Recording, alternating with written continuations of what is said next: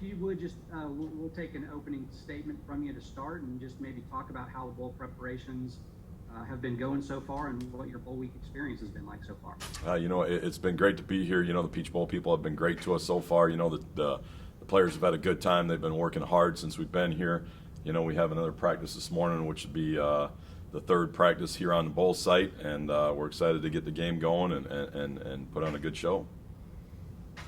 All right, thanks for that. We'll go right into questions. We'll take our first question from Jerry DePaola. Go ahead, Jerry. Hi, good morning, Coach, and thanks, Matt. Coach, I'm curious how difficult it has been for you guys to prepare for a quarterback who hasn't played it and who's played very little in the past 2 years, and how useful was that 2019 game he played against Delaware? I think that you see a lot of the same things out of him that you saw out of Kenny. You know what I mean? He's a decent sized guy, moves around similar. You know what I mean? He still breaks the pocket. We really tried to work to find his scrambling patterns too. You know what I mean? To see what he does and how he moves around in the pocket and stuff like that. And it was good. I mean, he's got some time in the games this year too, and he throws a good ball and he's got a strong arm. And so we're really excited about playing him and see how it works. But it was a real deal to be able to say, okay, who is this guy? And he's very similar. So we're excited to see how it goes. All right, we'll go to our next question, Jonathan Schaap. Hey, Coach, strength and conditioning has been a serious focus for Michigan State since Mel Tucker arrived. When you look back now at the season you guys have had, what are some of the spaces that you see the real work that strength and conditioning in your program did show up on the field? It's a great question, because I don't think those guys get enough credit for the things that they do in the weight room. Our strength staff, they're guys who have the ability to make guys work in the way that they do it. That they compete in every little thing, from every lift to every rep of every lift to every set of every rep to when they go out and they run. And I think that the ability to teach guys how to strain to finish and they see the automatic results with all the things that the strength staff are doing, or if you're videoing just as they finish running through a line and the guy's learning, hey, look, your shoulders came up here where you could still, those little things that people don't always notice. I think that really helped us understand how to finish, how to finish the rep, how to finish the sprint, how to finish the play. And I think that those things are the things that go back into your culture. And when you look at it, you say, man, the guys play hard. You know what I mean? We might not always be in the right place. We might not always do the right, but the guys will fight to get off a block, and they'll run like crazy, and they'll get to the ball. And when they get there, they're trying to finish it and cap things off and do all those things. And I don't know that that's the things that you really see in the end to say, okay, that's made us better. That hard work and work ethic, I say, it made us a lot better. On top of all the, guys are going to get stronger and they're going to get more powerful, and you can see the difference in the explosion. But really, when it comes down to it, the thing that we were most excited about when we got on the field is just seeing how well the guys finished, how hard they worked when they were out there. It was already ingrained in them by the time we took the field. So it was a great thing for us, that off-season program, to have it. After not being able to have it for years, really helped us. All right, we'll go next to Chris Solari. Go ahead, Chris. Morning, Scotty. Morning. I wanted to get your opinion on Jordan Addison as a receiver. What kind of things you've seen with him? Obviously, the connection without Pickett is different. But how do you guys rebuild maybe the secondary to kind of stop one guy, or they have a bunch more weapons you can? I think that Addison, he's an outstanding player, man. I mean, the guy can do it all. When you watch, and that's how we always start off, right? As a staff, we always look at the scary things, right? You go through and watch the explosives, and you say, hey, is there things that certain guys do, and that's all they do? Well, he's not really. I mean, he'll catch an under route and go, and he'll catch a deep ball, and he's really. A lot in their design is to be able to get the ball to him, whether it's short and let him use his athleticism, which he's very good at, or take shots on you. You know what I mean? And yes, we're gonna try to do some things to help take him away, and put people over the top of him, or do whatever we can. I mean he's an outstanding player. I mean, you don't win the Blitnikoff without being an outstanding player, and he's a guy that we got to know where he is and where he's at, because they'll put him they'll put him in the backfield and they'll put him out wide, and he'll play everything in between. So so we're just trying to have some awareness of where he is, you know what I mean, and definitely try to get a situation where we can, hey, you know, the safety knows and who's ever on him knows, and we kind of build a package and really started with him. All right, we'll take our next question from Graham Couch. Big Graham. Hey, Scottie, I'm wondering how important it is to have a successful game for that secondary for your defense. I know you're beat up a little bit in November, had a couple games where you're kind of hanging on the edge there, and going into the offseason to have kind of a good taste in your mouth about the way this finishes up. No doubt.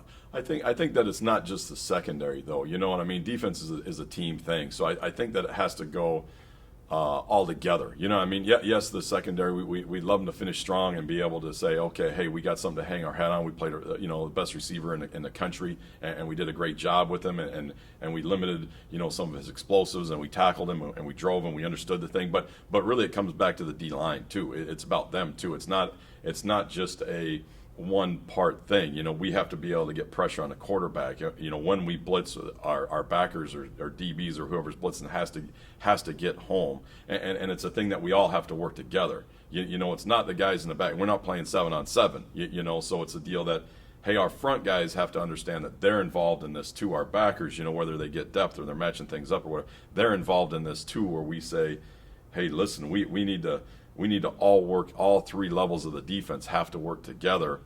And that's really how you continue to stop the pass, if you have that opportunity, and really we'll see how the game goes too. I mean, if they're, if we get up on them for whatever reason and they're throwing the ball, hey, that's a different game, and you can hang your hat on really when you look at the end, how many yards per completion, how many yards per attempt did we give up more so than the total, because you don't ever know how the flow of the game is going to go. I mean, you could have if you get your head beat in and they run the ball, the whole second half or something like that'd be a fake win in passing yardage, but it's also a deal where, hey, you give up some yards in the second half because we're doing well, that could still be a win even if you give up some yards. So I think there's a fine balance there, where you want everybody to play together and rush and cover together, and when we do blitz, it hits, and when we don't, we get a good 4-man rush and we get the quarterback holding the ball, and we get some of those things working together. That's really what we want to see. All right, we'll go next to Matt Wenzel. Hey, Scottie, you've seen, I think this would be the third top 5 offense in the nation you've seen. Is there anything you've learned from some of those other games that may apply and be helpful in the Beach Bowl? I think that's just kind of the draw, right? Is you just got to keep chopping and keep working, you know what I mean? And the guys have to understand, and I think that we do that. Are we going to give up a play? Sure. Are we going to get scored on? Sure. But that's something that you say, okay, you have to be able to put that out of your mind and go on to the next play. What's the history of that? It starts all over. Hey, let's go. I'm gonna quick learn what I did and how I can improve me. And that's how the guys have to think. Whether it's a DB or a D lineman or whatever the case is, it has to be like, okay, this happened to us. Okay. Take it in. Okay, let's get to the next play, and we got to be able to have that short memory, because that's what all good defenses do. It does. You could give up a big play and then come back and get a takeaway the next play. Well, that's a successful drive for you on defense. Or you give up a first down on a third down. Well, then you get a tackle for loss on the next play. Well, that sets you up to win the next third down. And I think that we have to continue to build on those things. And when we do have a chance to say, okay, hey.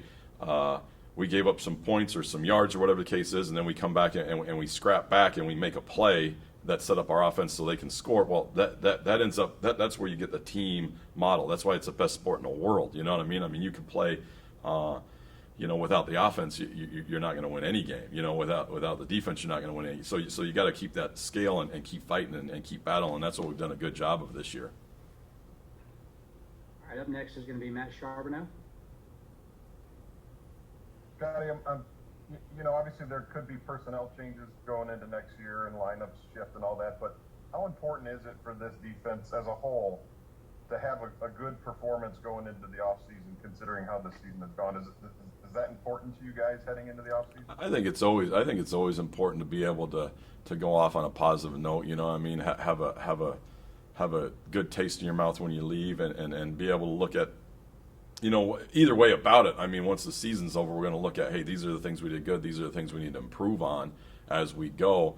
But I think that it's always helpful to have a better drive to say, hey, listen, we had a chance to get a little bit more healthy. You know what I mean? We hopefully had, some pieces that we could do. Okay, good. We got a little bit of stuff in. Okay, good. Now let's look at it and say, hey, listen, if we have an outstanding or a good showing that, this week, well, hey, that helps catapult you in. If it's an okay showing, or it's what we've been as we've got later into the year, you'd say, okay, hey, these are the pieces that we need to help and replace. But I think that the competition piece is the biggest thing for everybody all the time. As we get some of these pieces back and we get, guys who are hurt back, I think that that's going to catapult us into the offseason anyway, because there'll be more competition. There's just more bodies running around the field, and guys coming back from injury will help us a bunch. All right, up next is going to be Sam Sklar. Hey, Scottie, I'm curious, just with the departure of Traverse Tillman, what's sort of your relationship like with him, and what kind of a loss is he for the defense? He's a really a great man. I mean, he's a guy that when you learn his story and his why, it's outstanding. I mean, he's really there for the guys. You know what I mean? He's a guy that the players love, that he loves the players. He knows all about them. He's a guy that really connects with those guys. I'm really excited for him because he has a chance to come back to his alma mater, I guess, since we're here. But he's got a chance to come back here. His family's excited to move here. This is where his kids know his home. Because this is where he was kind of based out of when he was playing in the league. They have friends and family here. So I'm really excited for him as a person. I think that he felt like it was the best move for him, and him to have a chance to work with a whole secondary and not just and not just take a piece of it like we did it and broke it up. I think all those things are positive, and we're going to miss him. All right, next question is going to be from Anthony Patterson. Go ahead, Anthony. Hey, Coach. One of my questions was, coming into this game, the last time you guys played was in November. How much of that do you think it is going into a game like this? And what have you seen from Darius Snow this season as far as progression on defense? Sure.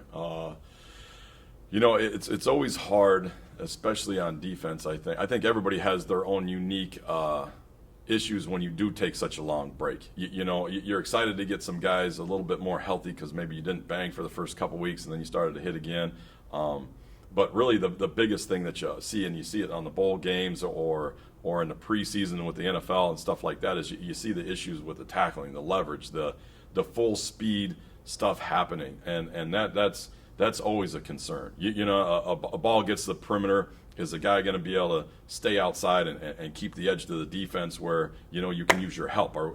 Those are the things that we're really straining the last couple days, and we'll continue to do until we play, because those are the things that you usually have issues with, is just the full speed tackling, the leverage to the ball, not getting cut back on if I'm inside, all those things. And then as for Snow, it's been great to see him. He's such a smart young man that excuse me, he really started off, he knows a couple different positions.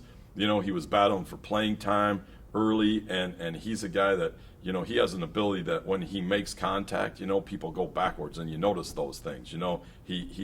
He's made some good plays for us, and he's done a really good job of learning, and he's a guy that's sharp enough that you give him something like, hey, when this happens, this is probably going to happen. He's one of those dudes who'll be on the field talking about those things and getting other guys on the same page. So, and I think you've seen his growth, you know what I mean? He started off as a backup, he battled in where they started going even playing time, and then he kept growing, and now he's, a full-time starter and doing a great job. So we're excited about him and having him for a little while longer.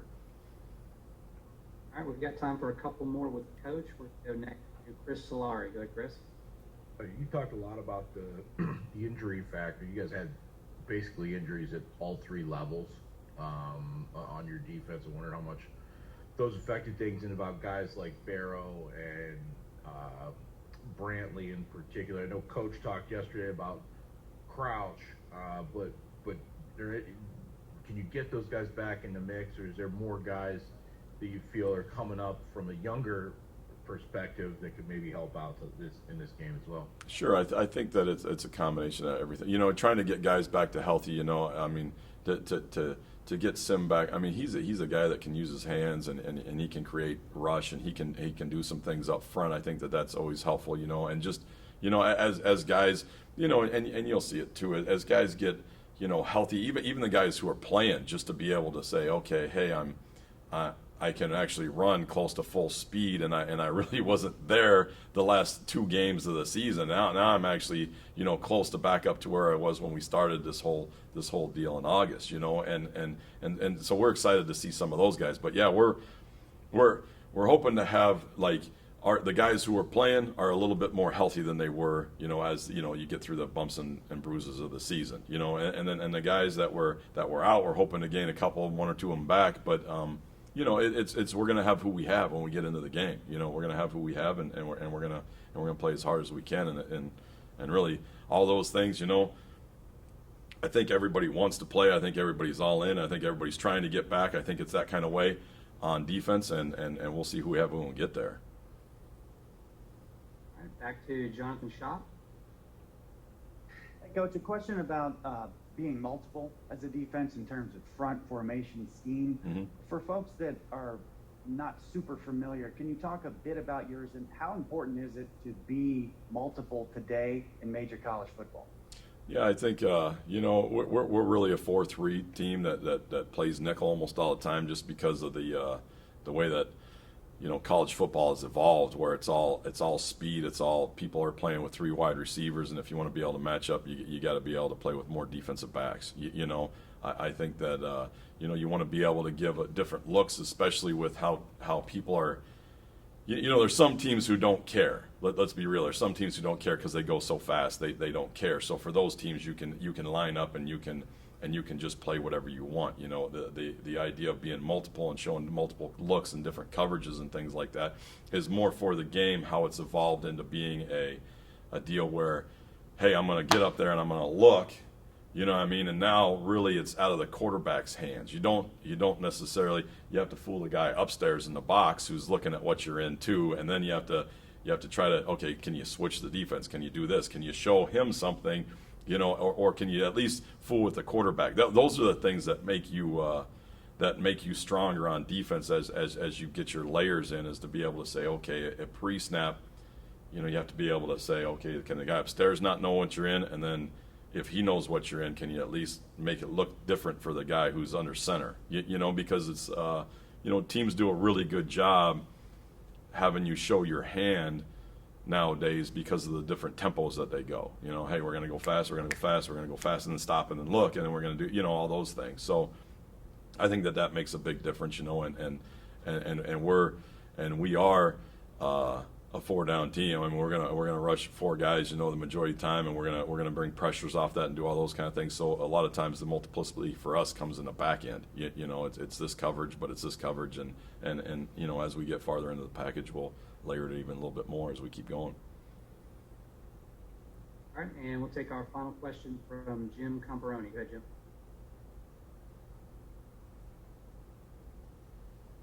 Jim, you're still on mute. Dang Zoom, right? every time. Every time, man. That's all right, Jim. Bring us home, buddy. All right, thanks a lot. Appreciate it. Scottie, in bowl practices, I was wondering if you had a chance to have a couple practices where you've got a chance to look at some of the younger players that maybe have not been in the playing group. Sure. And have any players caught your eye in that category? Sure. We've we had a couple days like that, especially early, where we were going just team on team. It was like being in the spring ball and stuff like that, and it was great to see. And I don't know that a bunch of the dudes stood out. It was a deal where you'd say, hey, it was good to see a guy like Avery Dunn or a guy like Derek Harmon, or some of those dudes up front. See how they progressed, and get them back on the field and let them compete against some of our best. To be able to see as you look through the guys in the back and say, okay, KJ, or just to be able to put different pieces in and let people see, even you know, just to see those guys run and do what you do, you know what I mean, and then even take the old guys and go back and do some fundamentals, you know what I mean. I think that was a really exciting thing for all of us, but to be able to say, okay, here's what we're going to have looking forward, and then, you know, I mean, we got some, you know, guys who are a little bit banged up, you know what I mean, to have them and chance to rest a little bit was good for us, you know. But it was a good few days of spring football type stuff, and to be able to bang a little bit and rest some of those dudes, and just be able to see like some of the backups get more reps, you know, even a Van Sumeren, you know, have him run around and take a bunch more reps, or you know, or Ma, you know what I mean, run around and strike people, and you to see him and his development keep growing. I think that those are always good things to do for those guys, and the bowl prep helps with that stuff. It's like having an extra couple of days of fall camp. One other thing about Xavier, real quick, Xavier Henderson, the first half of the season, maybe the first 2/3 of the season, really did some electric things. I imagine he's the guy that probably is looking forward to getting through some of those tweaks and having to end the season with some of the things maybe he showed the first half. No doubt. Love to see him have a big game. You know, I mean, X is our best leader and one of the most fun guys to be around. He's a great communicator, and we're excited, and hopefully he can make some of those plays too, getting healthy.